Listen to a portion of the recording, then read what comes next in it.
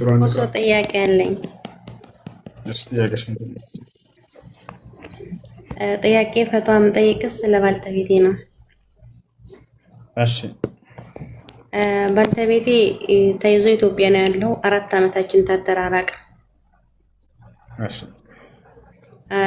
አሁን ላይ እሱ የራያ ቆቦ ልጅ አግብቶ አንዱ ልጅ ወልዷል እኔን ሳይፈታ። እሺ ቤተሰቦቹ አሁን ላይ ነው የሰሙት ማለት ነው። ልጅቷን ወደ ሀገር ልልክ ስትል ሲጨንቅ ይሁን አላውቅም አሳውቆ ሄደው ልጅቱን አይተው መጡ አሉኝ። የእሱን ማለት ነው የራያ ቆቦ ሄደው አሁን ላይ እኔ ፍታይ ስለው እኔ መፍታት አይፈልግም። ለውጭ ሰው ያለው ፈትቻታለሁ ብሎ ነው ያወራው። አስጨርሽ እህት ቶሎ በይ እና አሁን እንዴት ነው የማያደርገው? ማለት ተተለያየን፣ እዚህ ተጣልተን ነው የተለያየ ነው። እስር ቤት ብሩነሽ ብር ካላክሽልኝ አለኝ። አልክም አልኩት። በዛ ነው የተነሳ ነው የተጣላ ነው እኮ። ጥያቄው ምንድን ነው? ናፈቀኝ ጥያቄው። ጥያቄው እያልኩ ያለሁት የሁለት ልጆች እናት ነኝ እኔ። እሱ ተያዘ፣ ወልጄ ተያዘ። ከዛን እስር ቤት ሆኖ ብር ላኪልኝ አለኝ። ልጅ ይዤ 11 ወሩ ሙሉ አረብ ቤት ሰርቼ በ5 ሪያል ልጄን አሳድጌ ኢትዮጵያ ላኩት። ከዛን መልሶ በባህር መጣ። ሲደውልልኝ አንተ ለኔ የምትገባ ልጅ አይደለህም አልኩት። ከዛን አራሱኜ በጩቤ ያስፈራርቶኛል። 40 ቀን ሳይሞላኝ በጩቤ ያስፈራራኝ። በዛ ምክንያት ከሱ መራቅ ፈለኩኝ። ከዛን መልሶ ሲመጣ ደግሞ አሁን መልሶ ተይዞ ሄደ ኢትዮጵያ። የራያ ልጅ አግብቶ ቤተሰብ ሳያሳውቅ ሚስትን ፈተው ነው ወይ ሲሉት ዙሪያ ያሉት ሰዎች አይ ሚስቴን ፈትቻታለሁ ብሎ ነው ያለው።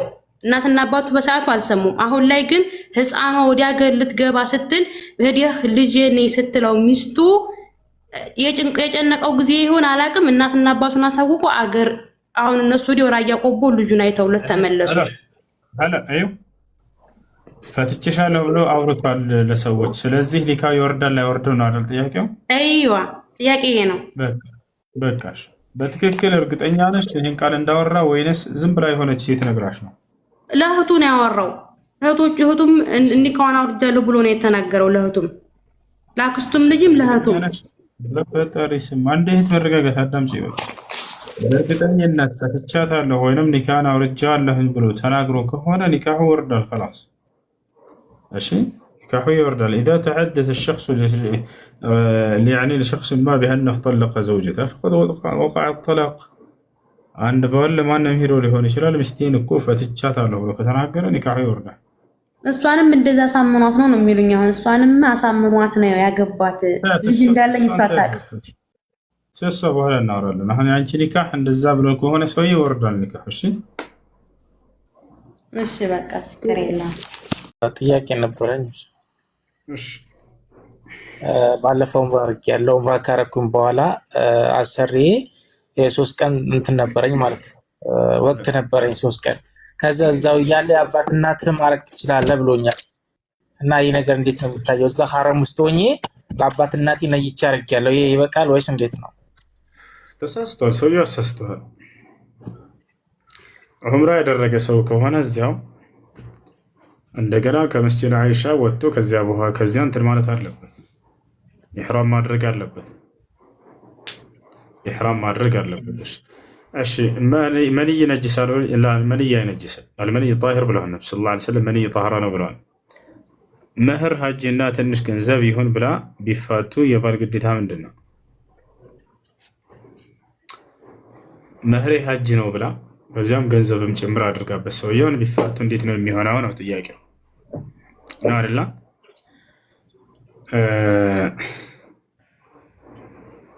ቢፋቱ አብረው ትዳርን ጀምረው እየኖሩ እስከሆነ ድረስ እንደዚያ ከሆነ ያንን መህሩን ቃሉን መፈጸም አለበት፣ መሙላት አለበት። ነገር ግን ትዳርን ሳይጀምሩ ገና በአየር ላይ ኒካህ እያለ ቢፋቱስ ዳለት ይከፈላል። አንድም ቀን አብረው ህይወትን ሳይጀምሩ ኒካው በአየር ላይ ያሉ ተፋቱ፣ ለሁለት ይከፈላል። አንደኛ እርሷ ከሆነች ፍቹን የጠየቀችው፣ ሁለተኛ እርሱ በራሱ ከሆነ ያንን ትዳር አልፈልግም ብሎ የፈታ እርሷ ከሆነች ፍችን የጠየቀችው ከተወሰነው መህር ግማሽ አላት። ይቅርታ ማን ነው? እርሱ ከሆነ የፈታት ከተወሰነው መህር ግማሽ አላት። ለምሳሌ ኒካ አስረው ሸጊቱና ዘለቀ እኔ ይሄን ኒካ አልፈልገውም በቃ አለ። የዛኔ ከወሰነው መህር መስጠት አለበት። ምን ያክል? ግማሽ። ማስረጃ ቃለ ስብሓነሁ ወተዓላ ፊ ሱረት አልበቀራ ወኢን ጠለቅቱሙሁነ ሚን ቀብል አን ተመሱሁነ ወቀድ ፈረድቱም ለሁነ ፈሪዳ ፈኒስፉ ማ ፈረድቱም ኢላ ያዕፉነ አው ያዕፉወ አለዚ ቢየዲሂ ዑቅደቱ ኒካሕ ወአን ተዕፉ አቅረቡ ሊተቅዋ ወላ ተንሰው ልፈድለ በይነኩም እያለ ይናገራል። ሴቶችን ኒካ አስራችኋቸው አንድም ቀን ሳትገናኛቸው ብትፈቷቸው ከወሰናችሁላቸው መህር ግማሹን ስጧቸው፣ ይቅር ካላሉላቸው በስተቀር አለ አላህ። ስለዚህ ሐጅ ማድረግና ልክ እንዲሁ ደግሞ ተጨማሪ ገንዘብ ከሆነ ያንን ሊያስወጣ የሚችለውን ግማሹን ወጪ የመስጠት ግዴታ አለበት። ያ ሐጅ ካስደረጋ ተሰየው ተጨማሪ ገንዘቡ ጋር፣ ካልሆነ ግን የተሰጣትን መህር ትጠቀምበታለች። ዘለቀ ሳሙኤል እየጠቀስኩ ነው ጥቅስ መግባ ልኬልሃለሁ። እሺ ሳሙኤል ሰሙ ኔቶን አቋርጠው እኮ ልኬልሃለሁ ግባ። አንደኛ እሱ ነው። እሺ ከእሷ ስለሆነ ይመጣ እሱ ነው እንዳትወርድ እዚሁ ታድራለሁ ወንድማችን አንድ ጊዜ ቆይ።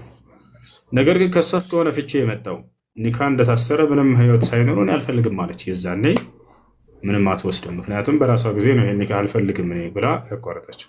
እሺ አብደላህ ጥያቄ ምንድን ነው? ቅድም ያልኩ ማለት ነው። እና ሰውዬውን እንድትሳሳት አውቁ የሆነ ኡስታዝ ጠይቆ ብር ሰጥህና ቁርባ ምናምን ይባላል። አሁን እሱ ነገር ግልጽ ልታደርግልኝ ፈልጌ ነው። ብር ሰጥህና በገዝቶ ያረፋ ቀን ያርድና ምናምን ነገር ብሎኛል ሰውዬው። ያንን ያደርጋል። ሰደቃ የለሰው እንትን ብሎ ሰደቃ ምናምን ነው ወይስ እንዴት ነው?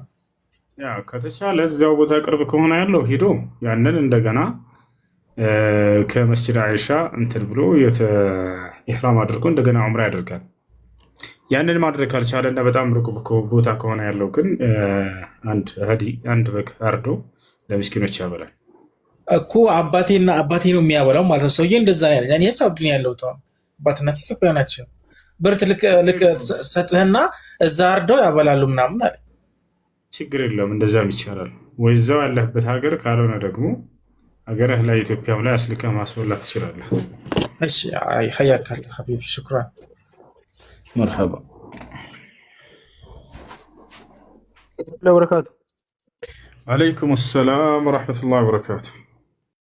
ዛሬ ስላገኘው ወላሂ አልዓዚም በጣም ደስተኛ ነኝ። አላህ እድሜን ያርዝምልህ። ኦሊያድ እባላለሁ። አሚን አሚን አሚን አሚን። መርሐባ። የማናገር ብዙ ጊዜ አንተን ለማግኘት በጣም ፕሮግራምን በጣም እከታተላለሁ። አንተን ለማየት በጣም እፈልጋለሁ። አንተን ላገኘ እፈልጋለሁ። አንተና ኡስታዝ ዋሂድን እውነት ለአላህ ስል ከእውነት ነው የምወዳችሁ ከልቤ ማለት ነው። ጀዛከላሁ ኸይራን አሐበከላህ الذي احببتنا من اجله። እሺ አንድ ጥያቄ አለኝ። የተያያዘ ነው ግን ጥያቄ ምንድነው? ሰደቃ ጥቅሙ ምንድነው? ሰደቃ መጥቃጣ ጥያቄ ስላለኝ ነው። ሰደቃ ከተላላቁ የአምልኮ ስርዓቶች መካከል ነው። ከአላህ ዘንድ ትልቅ ምንዳን ያስገኛል። ጀነትን ያወርሳል። ጀነትን እንድትወርሱ ያደርጋችኋል። ነቢያችን ሰለላሁ ዐለይሂ ወሰለም ሌላኛው ነገር ምናልባት የአላህ ቁጣ ካለባችሁ በኃጢአታችሁ ምክንያት ያንን ያጠፋል።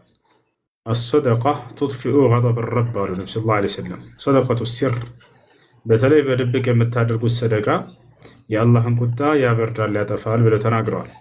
ምናልባት ኃጢአት ሰርታችሁ በዚህ አላህ ተቆጥቶባችሁ ሊሆን ይችላል፣ ወይንም ቅጣት ሊመጣባችሁ ተወስነባችሁ ሊሆን ይችላል። እናንተ በድብቅ ያንን ወይንም በገሃድም ሰዎች እንዲማሩበት ብላችሁ ሰደቃ ብታደርጉ ያን የአላህ ሱብሓነሁ ወተዓላ ቁጣን ያስቀርላችኋል፣ በእናንተ ላይ የተወሰነውንም ቅጣት ይመልስላችኋል።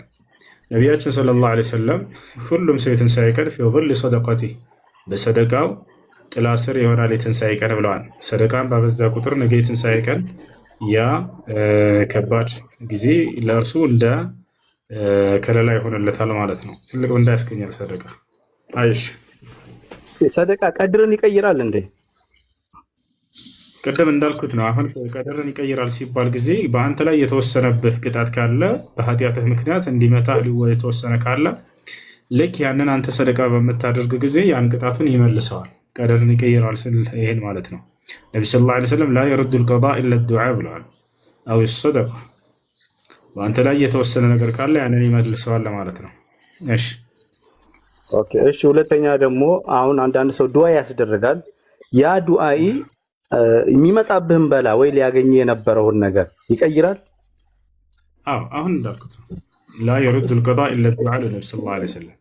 ስለዚህ የተጻፈ ነገር አለ የሚባለው ተጽፏል። የሰው ልጅ ገና ከእናቱ ሆድ ሲወጣ ሁሉ ነገር ቀድር አለ ከተባለ ይሄ ነገር ታዲያ ሰደቃና ዱዓይ ስታስደርግ የሚቀየር ከሆነ የሰው ልጅ የተጻፈውን ነው የሚባለው።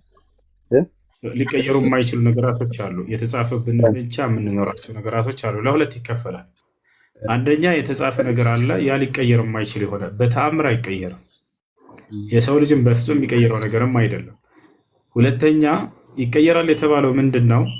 በአንተ በምድር ላይ በምትኖር ጊዜ በነፃ ምርጫ ፈቃድ ትሰራለህ። የዛኔ ኃጢአትና ጽድቅን ታደርጋለህ። በኃጢአትህ ምክንያት አላህ እዚሁ ምድር ላይ ሊቀጣህ ይችላል። ያንን አንተ ዱዓ በምታደርግ ጊዜና ሰደቃን በምታደርግ ጊዜ መልካም ስራ ስትሰራ ያን የተወሰነብህን ይመልስልሃል። ያ ግን የተወሰነው ኃጢአት ከመጀመሪያው አላህ ጽፎበት ሳይሆን እንዲመታህ በተሰጠህ ነፃ ምርጫ ፈቃድ ምድር ላይ ያንን ኃጢአት በምታደርግ ጊዜ የዛኔ በዚህ በኃጢአቱ ይሄ ቅጣት ይምታው ብሎ አላህ ይወስንብህና ከዚያ አንተ ዱዓ በምታደርግ ጊዜ ያንን ይመልስልሃል። ነገር ግን ቀድሞ የተጻፉ ነገራቶች ሊቀየሩ የማይችሉ ነገራቶች አሉ። የተፈለገ ጽድቅንም ኃጢአትን ብታደርግ የማይቀየር። ለምሳሌ አንተ ወንድ ልጅ መሆነ ይሄ በአንተ ፈቃድ የመጣ ነው ወይንስ ቀድሞ አላህ የወሰነውና የደነገገው ነገር ነው የጻፈው ነገር ነው? አላህ የወሰነው። አዎ ይሄን አንተ የምትቀይረው ነገር ነው። ዱዓ ብታደርግ ከተወለድክ በኋላ እንደው አላህ እንደውን የወንድነቴን አልፈለግኩትም ወደ ሴት ቀይረ ብትል የሚቀየር ነገር ነው? አይሆንም። ይሄ አይደለም። እንዲህ አይነቱ ለምሳሌ ወይ አንተ ኢትዮጵያ ላይ መፈጠርህ ይሄ የአላህ ውሳኔ ነው እንጂ አንተ መርጠህ አይደለም። ለምን ሳዑዲ ያልተወለድክ? በዚህ ላይ አትጠየቅምም። ይሄ የሚቀየረው ነገርም አይደለም። ይሄ አጭር መሆንህ ረጅም መሆንህ ሌላ እንዲህ ቀይ መሆንህ ጥቁር መሆንህ ከእናትና ከአባትህ ለምሳሌ እናትና አባትህ እነዚህ አንዷ እናትህ አሚናት አባትህ ደግሞ አብደላህ ከሆነ እነዚህን አላህ ራሱ የመረጣቸው እነዚህን ሰው ሊቀይራቸው የማይችሉ ነገራቶች ናቸው።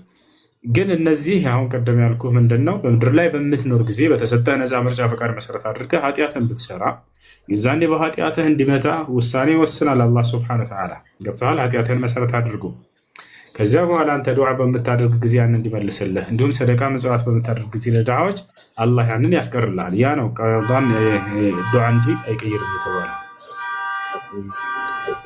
አይ ጀዛከላ። እኔ ከሚኒሶታ ነው የገባሁልህ ዛሬ ገና በህይወቴ ቲክታክ ዛሬ ስገባ ዛሬ ስጠቀም ማለት ነው። እሱንም አንተን ለማግኘት ቲክታክ ከፈትኩ እንጂ ዝም ብሎ ነው ማየው። ወላሂ አንተና ኡስታዝ ዋሂድን ነው ብዙ ጊዜ ማየው ስከፍት ማለት ነው። ስለ እውነት የቻ ብዙ አላችሁ እነ ጃን አሉ። ማን ነው ጃ ነው ብዙ አሉ። በእርግጥ ግን አላህ የስራችሁን ይስጣችሁ፣ አላህ ስራችሁን ይቀበላችሁ።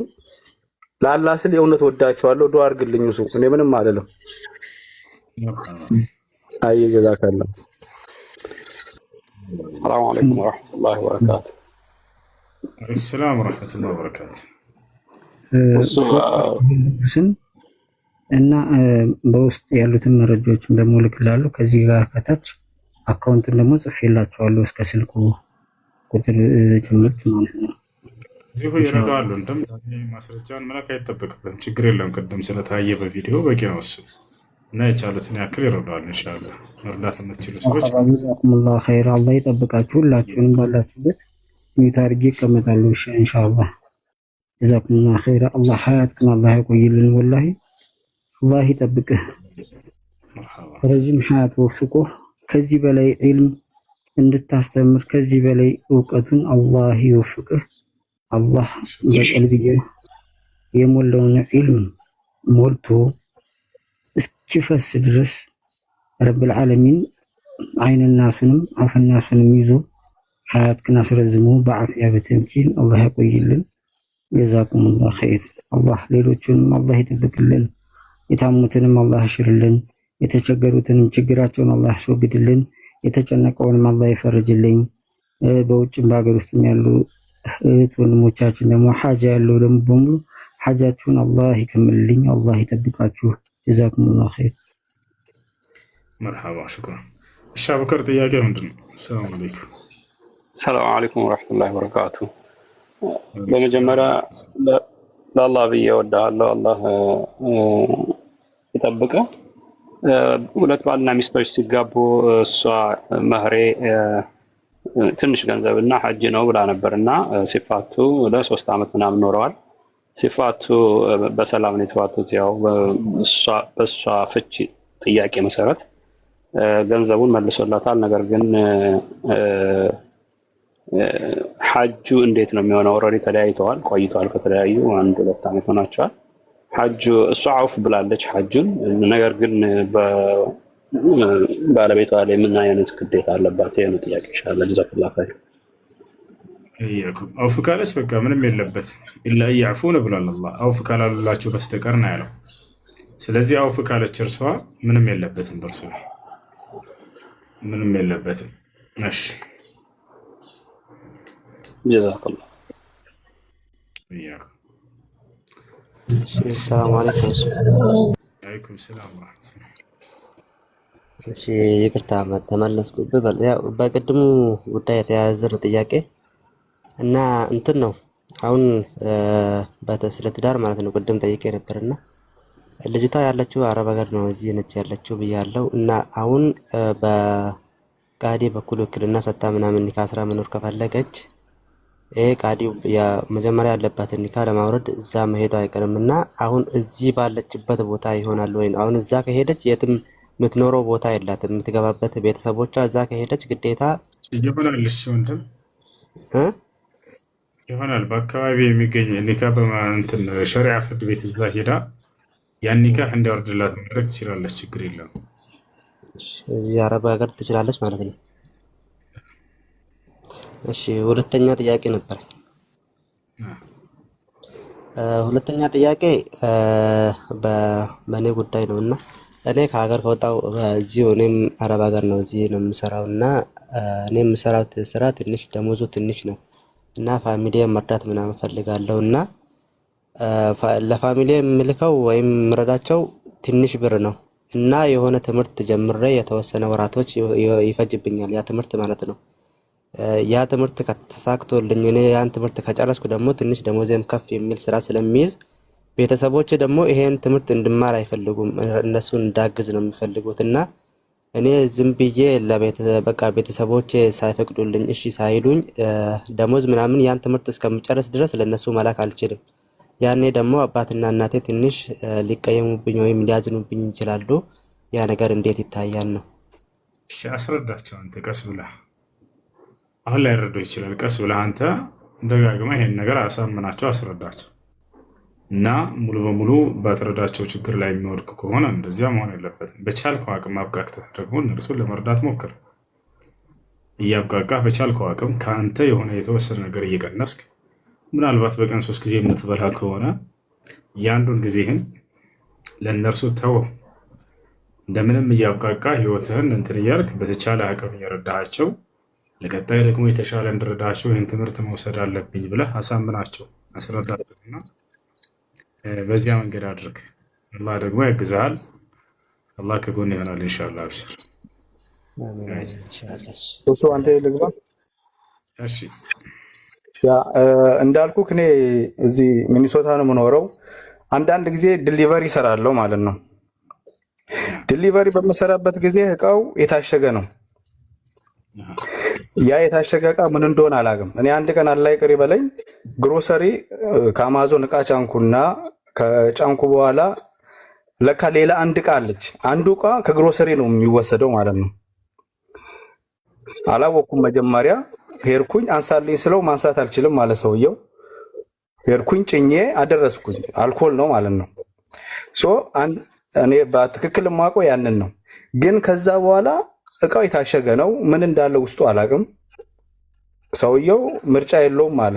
እናንተ እዚህ አግሪመንት ስትገቡ ስራውን የአልኮል ነው ምጭነው ሌላ ነው ምጭነው ሳይሆን ድርጅቱ ፓክ ያደረገውን የታሸገውን ነገር አንስታችሁ ነው የምታደርሱት ተብሏል። ይሄ ነገር እንዴት ነው የሚታየው? ግን እኔ በቀጥታ ያወቁት ያችን ብቻ ነው። ከዛ በኋላ ብዙ ጊዜ እሰራለሁ። ምን እንዳለው አላውቅም። እሺ በውስጡ የምትጭኑት ነገር ላይ የምታደርሱት ነገር ላይ አስካሪ መጠጥ ወይም የተከለከሉ ነገራቶች የሚኖሩ ከሆነ ያንን መስራት አይቻልም። ነገር ግን እዚያ ስራ ውስጥ ገባችሁ ምን እንደሚጫን አታውቁም። እስካላወቃችሁ ድረስ ምን እንደሆነ በዚያ ነገር ላይ ከጊዜ በኋላ ብታውቅ አስካሪ መጠጥ እንደጫን እሱን እንደ ወንጀል አይታይም። ለምሳሌ የታሸገ ነገር ነው ይሄን ውሰድልህ የተባልክ አንተ ምን እንዳለ እዚያ ውስጥ አላወቅም። ወሰድክና ካደረስክ በኋላ ግን አስካሪ መጠጥ እኮ ነበር የወሰድከው ቢሉህ ይሄ ሳታውቅ ስለሆነ እንደ ወንጀል አይቆጠርም። እያወቅህ ብትሰራ ነው። እሺ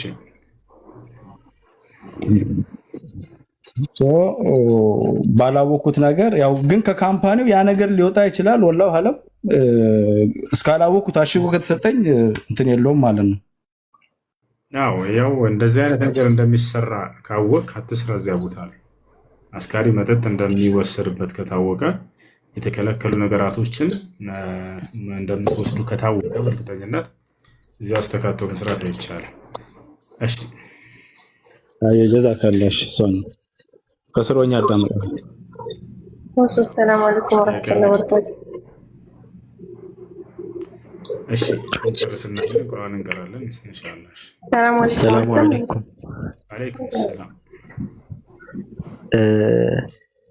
ቁርአን መክሉቅ አይደለም ኻሊቅም አይደለም የአላህ ባህሪ ነው ተብሎ ሲነገር ሰምቻለሁና አዑዙ ቢከሊማቲላሂ ታማት የሚለው መጠበቂያ ቃል በአላህ ቃል እየተጠበቅን ነው ወይ ከዚህ ጋር ይጋጭም ወይ? ይሄ እንድታብራራልኝ ነበር። አዑዙ ተጠበቃለሁ ቢከሊማቲላሂ ታማ ሙሉ በሆነችው በአላህ ሱብሓነሁ ወተዓላ ንግግር ማለት ነው። ያ እሷ ሕርዝ ነች በአላህ ሱብሓነሁ ወተዓላ በእርሱ ምክንያት ይጠብቃል ለማለት ነው። እርሱ አላህ ሱብሓነሁ ወተዓላ ነው ጠባቂው። ፈላሁ ኸይሩን ሐፊዛ ከጠባቂዎች ሁሉ በላጩ አላህ ሱብሓነሁ ወተዓላ ነው። ግን ያንን በምትቀራ ጊዜ አላህ ሱብሓነሁ ወተዓላ ይጠብቅሃል ነው መልእክቱ።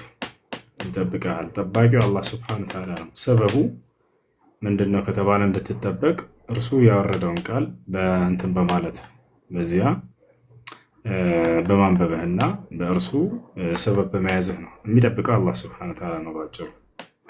እዚያ ላይ ፈጣሪ ፍጡር መሆኑን የሚገልጽ አይደለም እርሱ።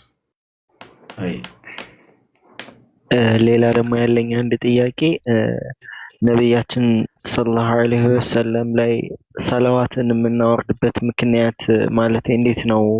እሳቸው በህይወትም የሉም አንድ፣ ሁለተኛ ደግሞ ጀነትም ቃል ተገብቶላቸዋልና አላህ በእሳቸው ላይ የእሱን ሰላምና እዝነቱን እንዲያወርድ የምንጠይቀው እንዴት ነው? እዚህ ላይ ማብራሪያ ብትሰጠን። ለእርሳቸው ሲባል ሳይሆን ለእኛ ሲባል ነው። ይህንንም ሐዲሱ ላይ ተናግረዋል። እኛ ሶላት አወረድን አላወረድን እርሳቸውን ምንም እንትን የሚላቸው ነገር የለም፣ ደረጃቸውን የሚቀንስባቸው ነገር የለም። ይልቁንስ እኛ ትልቅ ምንዳን እናጣለን ብናወርድ ደግሞ ትልቅ ምንዳን እናገኛለን። ሐዲሱ ላይ ሲናገሩ ነብዩ ሰለላሁ ዐለይሂ ወሰለም ምን አሉ? إن من أفضل أيامكم عند الله يوم الجمعة فيه خلق آدم وفيه أدخل إلى الجنة وفيه بطل الأرض ولا تقوم الساعة إلا في يوم الجمعة فإذا كان يوم الجمعة وليلة الجمعة فأكثروا علي من الصلاة فيه فإنه من صلى علي صلاة واحدة صلى الله عليه بها عشرة ከቀናቶች ሁሉ በላጭ ቀን ከአላህ ዘንድ ጁምዓ ቀን ነው አሉ። አደም የተፈጠረው በጁምዓ ቀን ነው። አደም ጀነት እንዲገባ የተደረገው በጁምዓ ቀን ነው። አደም ከጀነት ወደ ምድር እንዲወርድ የተደረገው በጁምዓ ቀን ነው። ይቻለ የምትፈጽመውን በጁምዓ ቀን ነው ካሉ በኋላ የጁምዓ ቀንና የጀምዓ ሌሊት በሚሆኑ ጊዜ በእኔ ላይ አብዝታችሁ ሶላትን አውርዱ። በእኔ ላይ አንዲትን ሶላት ላወረደ ሰው አላህ በእርሱ ላይ 10 ሶላትን ያወርድለታልና አሉ። ስለዚህ አላህ በእኛ ላይ ሶላትን እንዲያወርድ ስንል ነው 10 ጊዜ ሶላትን ያወርድልናል። እኛ ደግሞ በዛ ተጠቃሚዎች እንሆናለን። ስለዚህ በእርሳቸው ላይ ሶላት ስናወርድ ተጠቃሚዎቹ ማን ናቸው? እኛ ነን። እኛ ብናወርድም ባናወርድም አላህ ደረጃቸውን ተናግሯል። ገብታችኋል? ከሁሉም ሰው በላይ ከፍ ያለ ደረጃ የሚሰጣቸው እርሳቸው ናቸው። ነገ የትንሣኤ ቀን አሳየ በአቴከ ረቡከ መቃም ማሕሙዳ ይላል አላህ። የምትመሰገንበትንም ስፍራ ላስነሳህ ቃል ገብቼልሃለሁ ብሏቸዋል። ነገር ግን ሰዎች ሶላት ሲያወርዱ ተጠቃሚዎቹ ሰዎች ናቸው። በዚያ ላይ 10 ጊዜ አላህ ሱብሓነሁ ወተዓላ ውዳሴ ያገኛሉ። ሶላት ባያወርዱ ደግሞ ያንን ምንዳ የሚያጡት እርሳቸው ሰዎች ናቸው። ገብቷል? አዎ ሹክራን። ሌላ ግን አንድ የመጨረሻ ጥያቄ አላህ ነው ወይስ ቁርአን ነው? ከሪም ነው ወይስ ሁለቱም ናቸው የሚል ብቻ ነው ያለኝ። የመጨረሻ ነው። አመሰግናለሁ። ከሪም የሚለው ለሁሉም ይውላል። ከሪም ለሰዎችም ራሱ ይውላል። ቸር ነው። አንዳንድ ሰው ቸር ሰው አለ አይደለ? ቁርአን ልክ እንዲሁ ቸር ተብሎ ይገለጻል። ኢነሁ ለቁርአኑን ከሪም ተብሎ ይገለጻል። አላህ ስብሐነሁ ወተዓላም አልከሪም ነው። እርሱ የእርሱ ከሪምነቱ ማንኛውም መልካም ነገር ከእርሱ ስለሚገኝ ነው። ቁርአን ከሪም የተባለበት ምክንያት በእርሱ አማካኝነት ከአላህ ዘንድ መልካምን ነገር ስለሚገኝበት ነው። መንፈሳዊ ሕይወትን የሚሰጥ ስለሆነ እርሱ ቅኑን መንገድ ያሳየ ስለሆነ ከዚህ አንጻር ነው።